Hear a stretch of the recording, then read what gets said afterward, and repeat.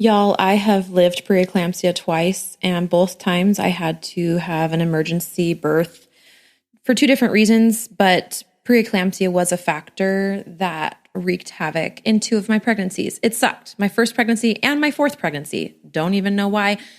But I wanted to talk to you guys today about really just the lived experience of that, what I would tell you if you were going through it. I've had clients come to me that have gone through it. It can be really scary.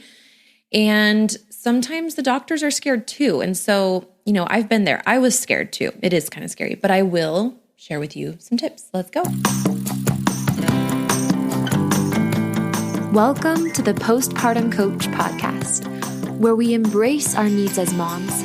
We learn to lead ourselves first, then our families, and where we create our own healing from the inside out to find our way to the work we were meant to do in this world. I'm your host, a fellow mom of three and a certified life coach, Lizzie Langston.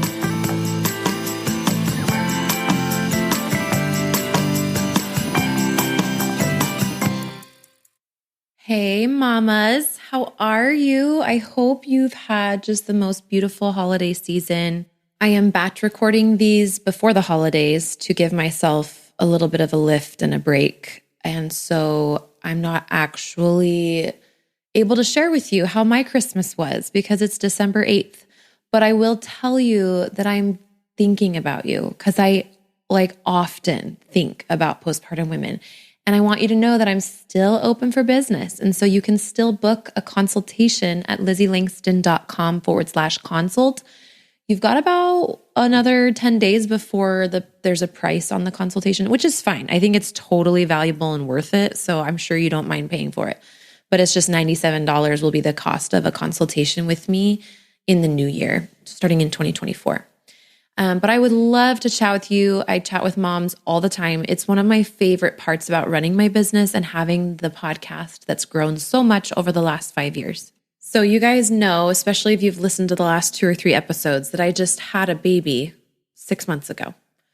So I've had a really clear perspective on postpartum, what works, what doesn't, and I've learned a lot. I've also had preeclampsia twice.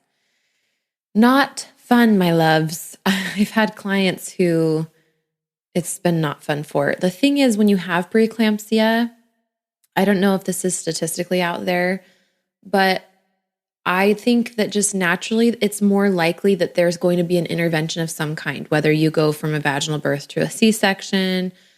Maybe not for you. I really hope that you can have the exact birth that you want to. I know that for my first preeclampsia pregnancy, which also happened to be my very first pregnancy period with my first baby that is now almost 10. He's 9.5. It's crazy.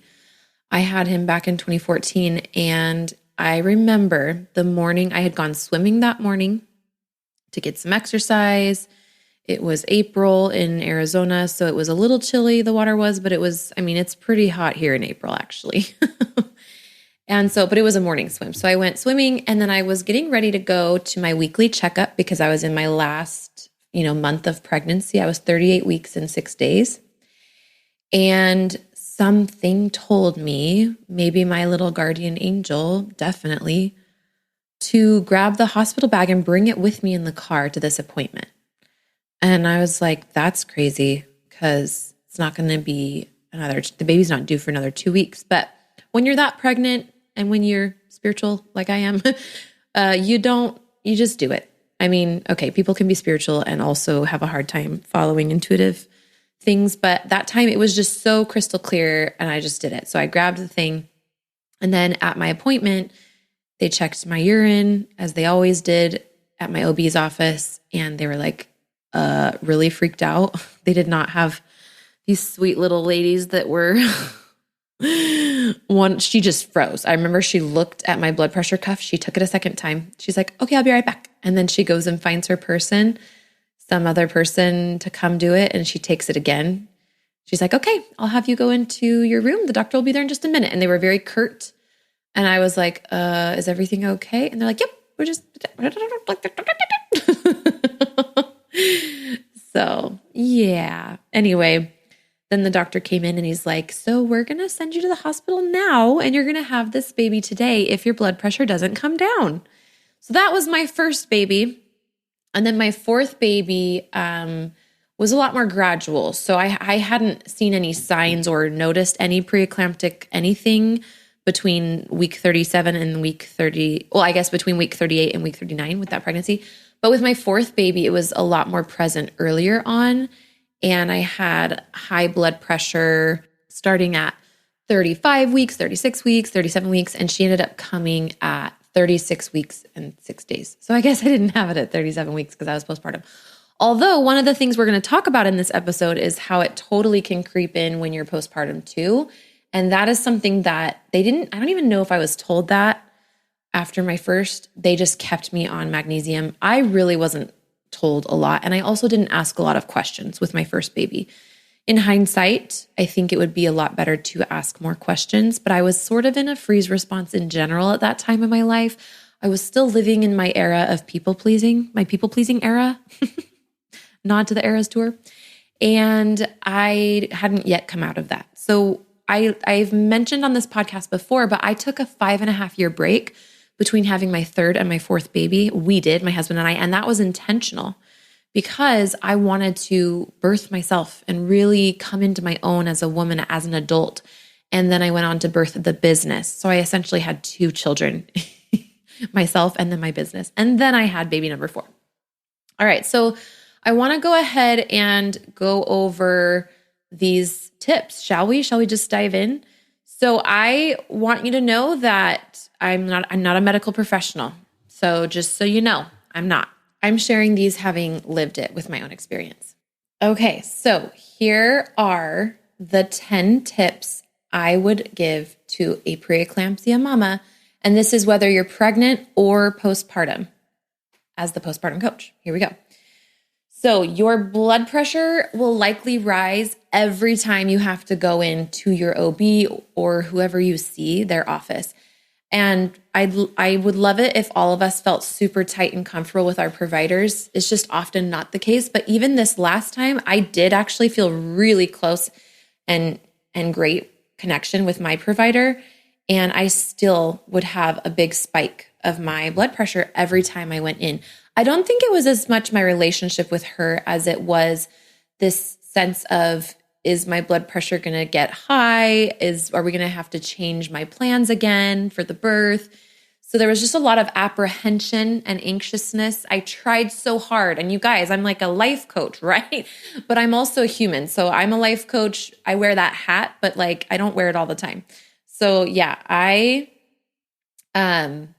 will just tell you to expect that and don't be like frustrated with yourself and take that into consideration when your readings are high at the doctor. They call it white coat syndrome. It's a thing. My OB actually didn't wear a white coat, and she doesn't allow her people in her office to wear white coats because she wants it to be really inviting and not intimidating. This is the True Harmony Center for Wellness, whatever, Dr. Brash Jones in Chandler. She's really great. But I still had it. So that's the first one, is just expect your blood pressure to rise when you go see your doctor, your OB, your midwife. Okay. The second tip is practice meditation. There are so many amazing meditations for you when you're pregnant. I found this girl on YouTube. Her name is Bridget Tyler, and she has so many great pregnancy and birth meditations. I highly recommend her. I will stick her YouTube channel in the show notes if I remember to, but I don't always remember. So Bridget Tyler, she's in the Bay Area, brown hair, on YouTube, white girl. She's really nice. And she has an amazing meditations for pregnancy and delivery. But the thing is about meditation, and I always prescribe meditation to my clients who are having nervous system and mental health issues postpartum, is that meditation is a chance. At first, when you try it, it will suck, and start with just guided meditations.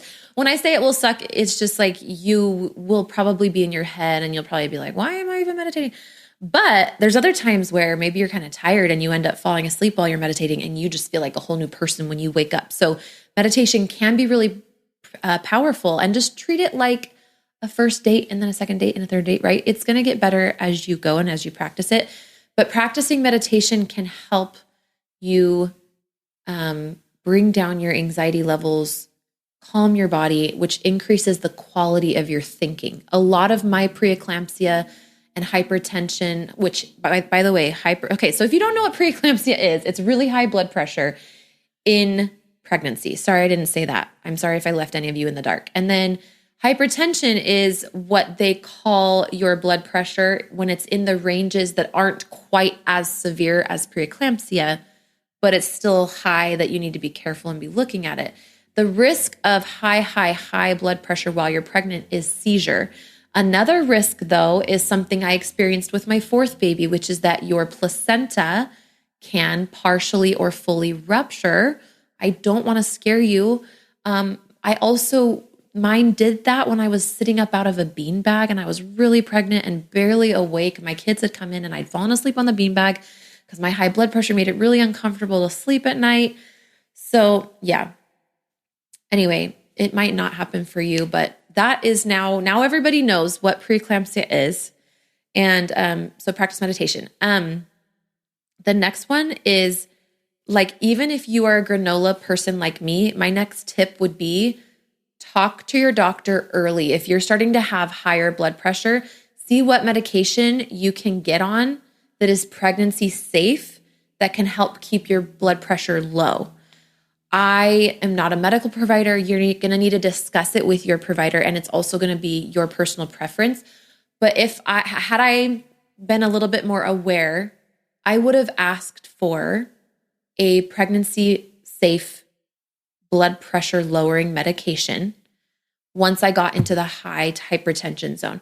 The reason some doctors can be hesitant is because a blood pressure lowering medication, if you're not quite high enough to be using the medication, it can also make you feel really crummy because low blood pressure isn't good too. So blood pressure is one of those things where if it's really too high, it's uncomfortable, but if it's too low, it's uncomfortable. And sometimes when you start messing with it with drugs, it can start not making you feel good. But that's basically the case with any medication. So I'm not going to tell you what to do, but I will just say that if you go into labor with really high blood pressure, it's just can be kind of like intense, because then it's like, okay, do we let you deliver vaginally?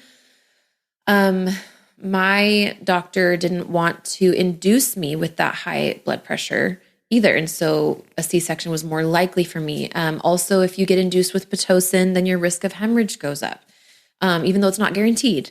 But, there's risks and everything. So get a little bit educated, look it up, talk to somebody who's been through it or listen to this episode, and then have that conversation with your doctor. How comfortable are they if you were to develop preeclampsia,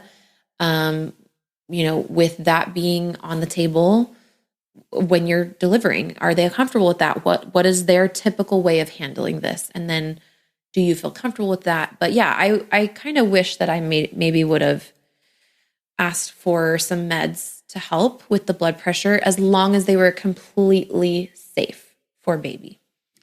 The fourth tip for mamas with preeclampsia or even hypertension when you're pregnant is, I really want you to know that it's not your fault, and you don't need to blame yourself you don't need to feel bad, like that your body's failing or that, you're not doing enough for your child, because this is something that you didn't choose. And when I first had preeclampsia 10 years ago almost, my OB-GYN, who's probably retired now, but at the time he was like, we don't really know what causes preeclampsia. And since then, I've talked to some holistic people, and their idea is that it comes down to minerals, making sure specifically that you have enough calcium, but also potassium and magnesium and sodium. So you want to be eating healthy salt and plenty of salt, actually, because I actually want to have an expert on the minerals come onto this episode. I know exactly who I want to have on. So hang tight for that conversation, because this preeclampsia is happening more and more. Well, maybe it's not happening more and more, but it happens plenty. And I want to talk about it with everyone. So we'll go more into that on another episode. But it's not your fault. and you're doing the best you can. And I would just say another great tip is be in constant communication with your doctor. My OB, because I was a little bit older and I risked out of a home birth, so I was new to her at 35 weeks. She just gave me her phone number and was like, text me. And then also I tracked my blood pressure in an app, and I would show that to her at our biweekly appointments because now I was high risk with this hypertension and also some other stuff that came up in my blood work. So I would just show her my at-home measurements of my blood pressure. Yeah. And then I'm kind of throwing in some extras, but technically I think we're on number 6. So an open line of communication was number 5. Number 6, turning your brain off is really helpful because if you tend to work yourself up into this panic and this worry that you're going to not make it full term, or you're going to have birth complications, or you're going to have a seizure. That's always what I was super scared of, is having a seizure because my, blood pressure was quite high. Turn your brain off. One thing I told myself when I was going through this was like, there are so many people who are not pregnant and who have extremely high blood pressure that don't have seizures. Like, while it's a possibility, it's also something that could also not happen. So I don't know. You want to be safe. So if that doesn't work for you, don't use that thought. Because the last thing I would want is, we have to be extra careful. But that's why turning my brain off and just watching some good old fashioned movies or something was so helpful. So feel free to do a lot of that. Also, just not being too active, but at the same time getting some light exercise. So that was actually number 7. Number 8, therapy for deep-seated fears around childbirth or becoming a mother. Like I'm talking finding really deeply buried subconscious stuff.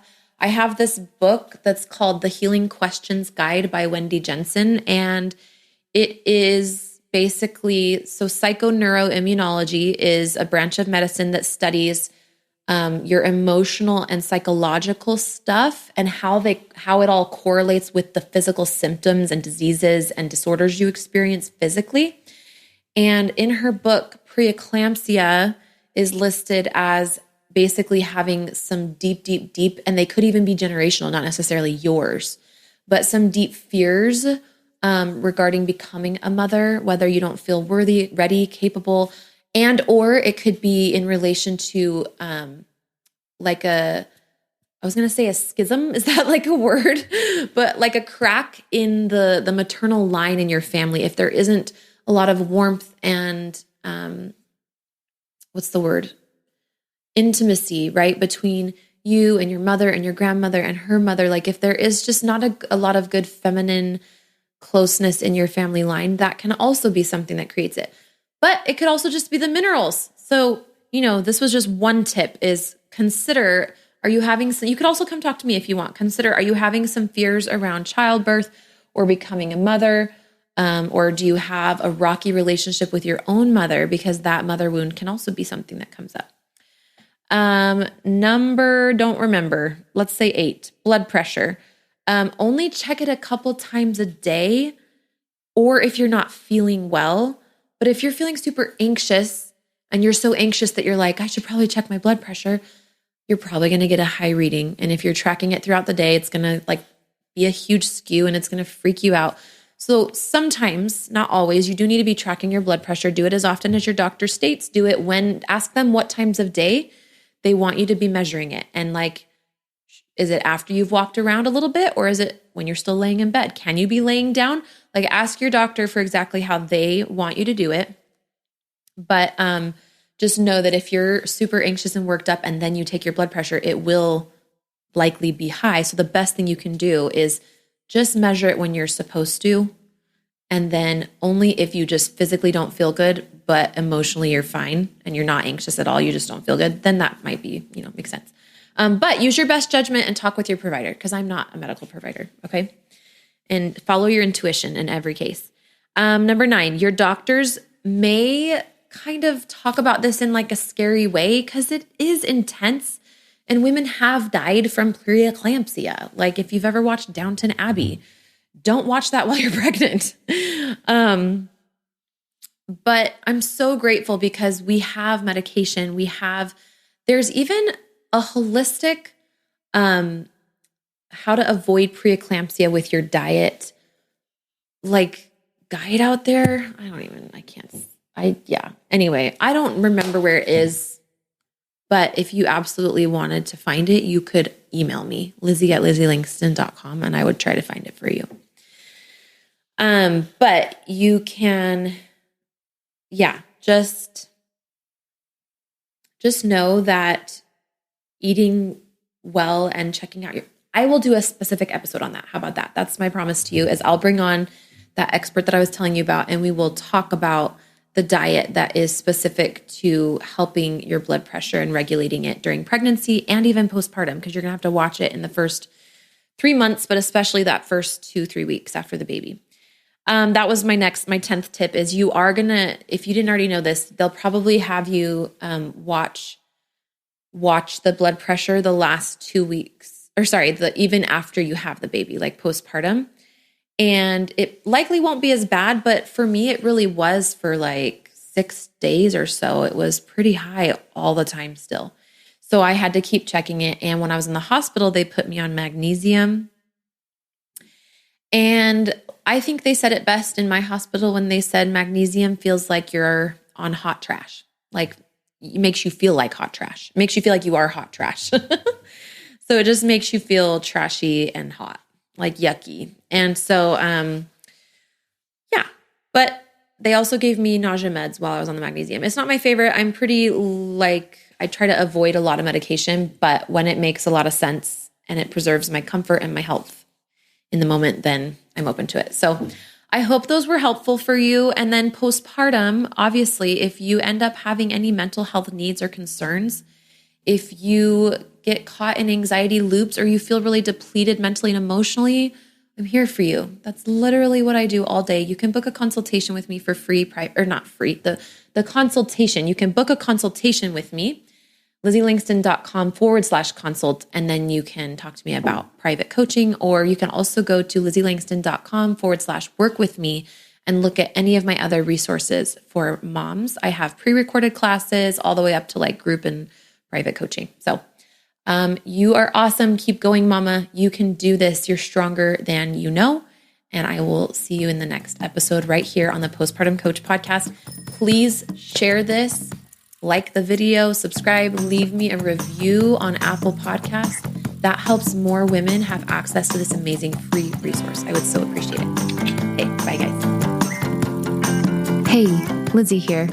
I've helped dozens of postpartum moms just like you to manage their postpartum anxiety and deconstruct their postpartum depression. It's really easy for me.